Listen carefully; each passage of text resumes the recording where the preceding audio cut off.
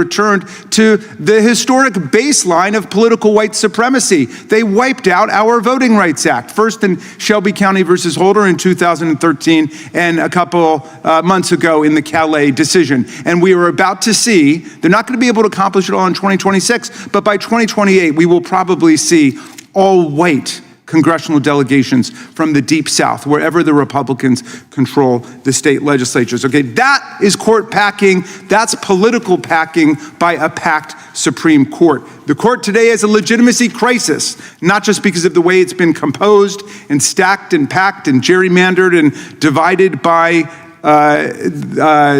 Mitch McConnell, who laughs about it. He thinks it's funny what they did. Why do some people want 13 circuits, Mr. Chairman? Tensions exploded during this heated congressional hearing as Jamie Raskin launched a fierce attack on the Supreme Court, Mitch McConnell, and the conservative majority. His comments about voting rights, race, and court legitimacy immediately sent shockwaves through Washington. Is the ranking member of the full committee for his opening statement. Thank you very much, Mr. Chairman. And I suppose that court packing, like justice itself, lies in the eye of the beholder. But there are many different kinds of court packing. Here's one. When Justice Scalia died in February of 2016, when Barack Obama was president, Senator Mitch McConnell announced 10 and a half months before the presidential election that the Senate would not be considering any replacement. The Judiciary Committee would not have any hearing, there'd be no vote in committee, and there'd be no vote on the floor. When people asked why, that makes no sense to hold the Supreme Court seat open, to hold that vacancy open for nearly a year, he said it was too close to the next presidential election and the people should decide. Of course, the people had decided in electing Barack Obama to one of those genuine, bona fide 4-year terms in office, like every other president. Well, we've got a controlled experiment about what would happen, because that was held open. Merrick Garland was nominated by Barack Obama and was left twisting in the wind for nearly 11 months after the death of Justice Scalia. Then, Trump, when he got in, was able to nominate Neil Gorsuch to the seat in his first week in office, and that seat was open for 422 days.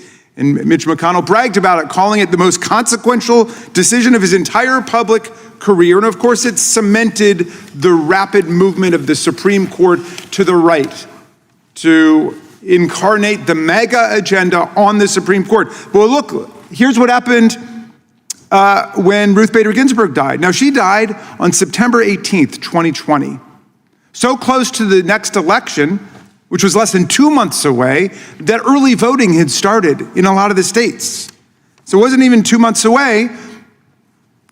And then the Democrats asked Mitch McConnell, some reporters asked Mitch McConnell, well, of course, you're not going to have hearings or vote or anything in the next few weeks, are you? And he laughed it off. He laughed off the suggestion that they would maintain the same rule that they had used to block Merrick Garland and President Obama from having a seat. And then they rammed through the nomination of Amy Coney Barrett within 2 months, consolidating the right-wing anti-choice, anti-environmental regulation, anti-labor, anti-voting rights, anti-democracy majority on the Supreme Court. Had the original McConnell rule been applied, or even a reasonable approach taken with just a few weeks before the election, that Supreme Court seat would have been filled by President Biden, not by Donald Trump. Biden won that election, by the way, by more than 7 million votes. If you're interested in what the people want, 306 to 232 in the Electoral College. I know some people came down to overthrow the election, attack our police officers in order to accomplish a political coup to deny that, but that's what happened. So, right there, we've got 2 seats officially stolen by Mitch McConnell and the Republican Senate, giving them a 6-3 mega court with a majority of the court now made up of nominees of presidents who lost the popular vote. Lost the popular vote. Roberts and Alito, Gorsuch, Kavanaugh, and Amy Coney Barrett, all nominated to the court by by presidents who lost the popular vote. Now, if you don't believe that this Supreme Court has conceived and achieved a remarkable transformation in constitutional jurisprudence, ethics, and behavior on everything from abortion to voting rights to political corruption cases, then you don't have to believe me, or you don't have to believe your own eyes. Just listen to Donald Trump, who openly says it's really okay for them to be loyal to the person that appointed them to almost the highest position in the land, a justice of the U.S. Supreme Court. He berates and vilifies justices and judges up and down the federal system who disagree with him or who he feels have been insufficiently robotic in their loyalty to the MAGA agenda. It's true, he doesn't want a justice loyal to the people, as the good chairman of the subcommittee says, or the Constitution. He wants a Supreme Court loyal to him and whatever is going to advance his interests, his money, his family, his corporations. He's got a Supreme Court majority so robotically loyal that they will pluck a doctrine out of thin air. Nothing to do with originalism, nothing to do with textualism, out of thin air to insulate the president from liability for felony crimes committed in office. We went for more than 2 centuries without any president ever claiming the right to commit crimes under his office and not to be prosecuted for it. But here we are today. The Supreme Court, we must acknowledge, has been a profoundly conservative, reactionary institution for the vast majority of our history.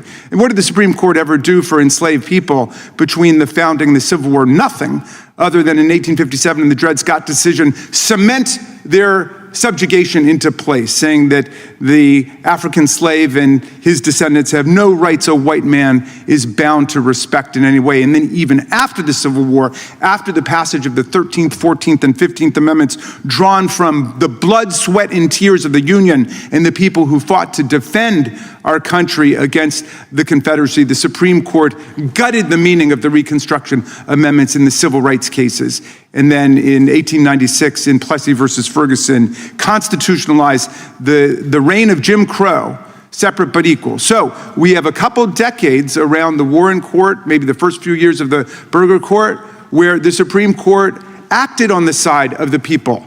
Brown versus Board of Education, striking down American apartheid, the white primary line of cases, Terry versus Ohio, Roe versus Wade. But it didn't last long before it all sank away with the Rehnquist Court and the Roberts Court, and now they've returned to the historic baseline of political white supremacy. They wiped out our Voting Rights Act, first in Shelby County versus Holder in 2013, and a couple months ago in the Calais decision. And we are about to see, they're not going to be able to accomplish it all in 2026, but by 2028, we will probably see all white congressional delegations from the Deep South, wherever the Republicans control the state legislatures. Okay, that is court packing. That's political packing by a packed Supreme Court. The court today has a legitimacy crisis, not just because of the way it's been composed and stacked and packed and gerrymandered and divided by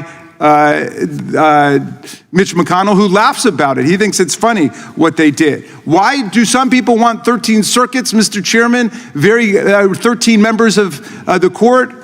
You don't need a conspiracy theory for that. There are 13 federal circuits in America. And traditionally, the Supreme Court has been made up of the number of justices equal to the number of circuits. And we got 13 circuits, but we only have 9 justices.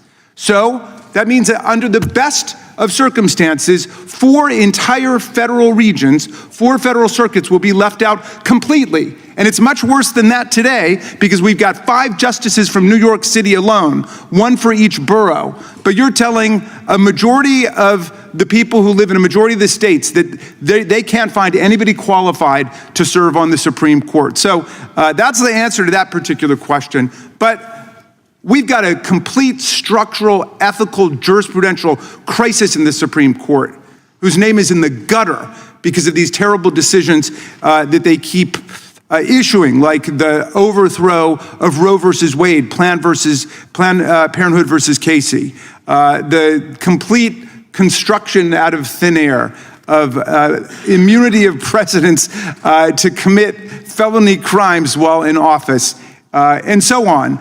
And I hope that this court will do its best to try to behave like a Supreme Court, but there are things that we can do, and I introduced one bill yesterday called the SCOTUS Act. And the SCOTUS Act is creating a new way for cert to be granted, because this Supreme Court is obviously acting like a legislature.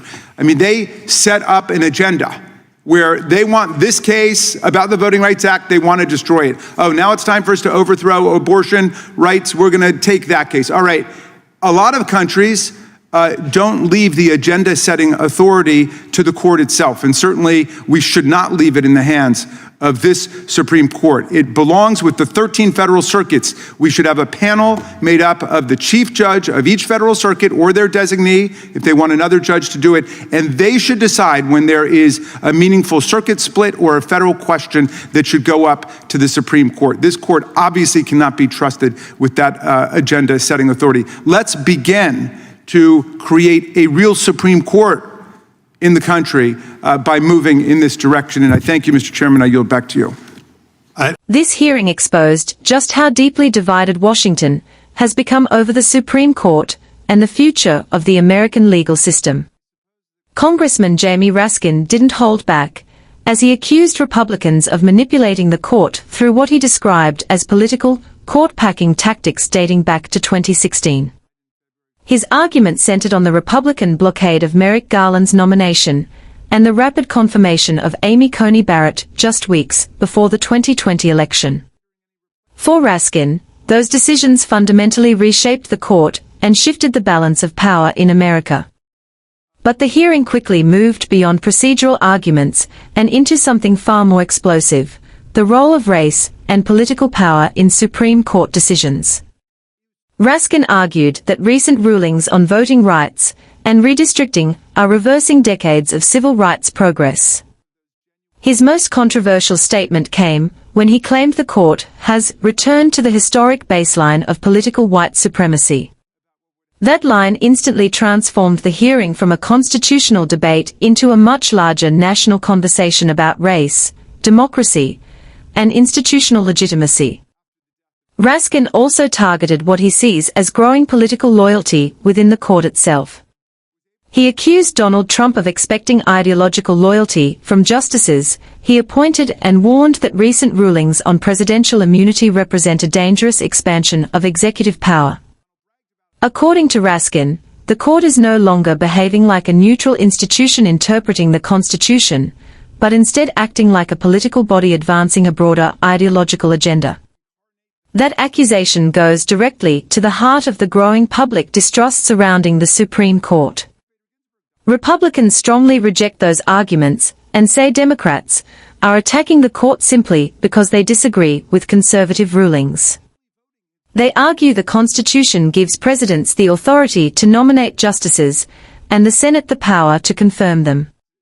Supporters of the court's conservative majority say recent decisions reflect constitutional interpretation, not political activism. And they warn that efforts to restructure the court or expand its size could permanently damage judicial independence and escalate political warfare around the judiciary. What made this hearing so important is that it revealed how the Supreme Court has become one of the central political battlegrounds in America. The debate is no longer just about legal philosophy, it's now about legitimacy, power, race, elections, and the future direction of the country itself. And regardless of where Americans stand politically, one thing became very clear during this hearing: the fight over the Supreme Court is far from over, and the political pressure surrounding the institution is only continuing to grow.